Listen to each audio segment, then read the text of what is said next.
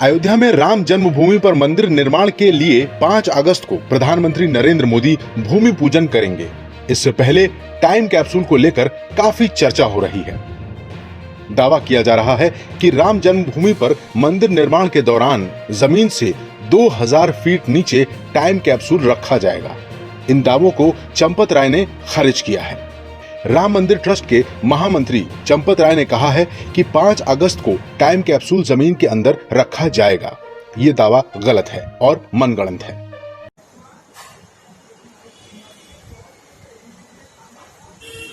अलग अलग स्रोत से समाचार आ रहा है कि 5 अगस्त को कोई टाइम कैप्सूल जमीन के नीचे रखा जाएगा। यह समाचार गलत है, मनगढ़ंत है। मैं सबसे आग्रह करूंगा कि राम जन्मभूमि तीर्थ क्षेत्र ट्रस्ट की ओर से जब कोई अधिकृत वक्तव्य जाए उसी को आप सही माने और इधर उधर जो बातें छपती हैं उस पर काल्पनिक बातों पर विश्वास करके अपना मन परेशान न करें। क्या होता है टाइम कैप्सूल? आप सोच रहे होंगे कि आखिर टाइम कैप्सूल होता क्या है, तो हम बताते हैं। टाइम कैप्सूल एक कंटेनर है जिसमें मौजूदा वक्त से जुड़े कागजात रखे जाते हैं। कंटेनर आमतौर पर एलॉय पॉलीमर पायरेक्स मटेरियल से बनता है। वैक्यूम होने के कारण टाइम कैप्सूल कंटेनर हर मौसम में सुरक्षित रहता है। यहां तक कि आग भी इस कंटेनर को जला नहीं सकता।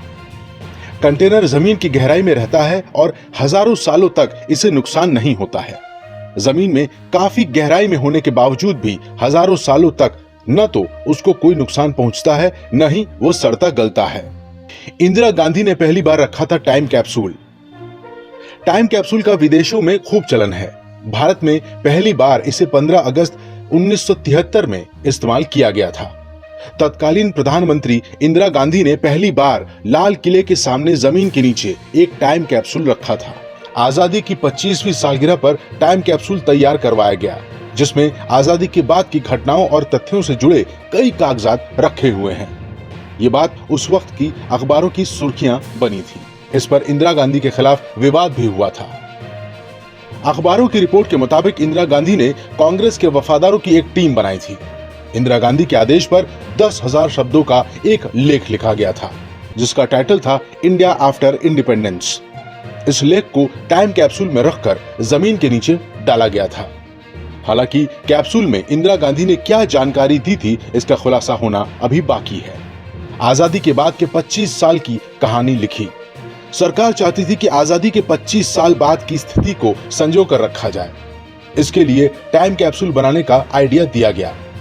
आजादी के बाद 25 सालों में देश की उपलब्धि और संघर्ष के बारे में उसमें उल्लेख किया जाना था। इंदिरा गांधी की सरकार ने उस टाइम कैप्सूल का नाम कालपात्र रखा था। इस कालपात्र को लेकर उस समय काफी हंगामा मचा था। विपक्ष का कहना था कि इंदिरा गांधी ने टाइम कैप्सूल में अपना और अपने वंश का महिमा मंडन किया है। जनता पार्टी के चुनाव से पहले लोगों से वादा किया कि पार्टी कालपात्र को खोदकर निकालेगी और देखेगी कि इसमें क्या है। मोरारजी देसाई ने टाइम कैप्सूल को बाहर निकलवाया। सन 1977 में कांग्रेस सत्ता से बेदखल हो गई और मोरारजी देसाई के नेतृत्व में जनता पार्टी की सरकार बनी।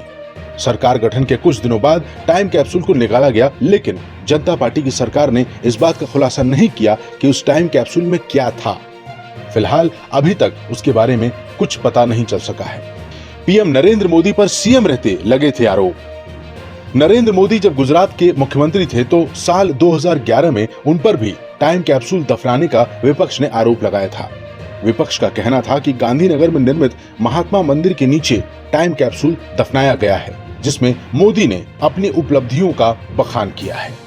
ऐसे ही और भी रोचक खबरों के लिए हमारे YouTube चैनल को सब्सक्राइब करें और बेल आइकन को जरूर दबाएं।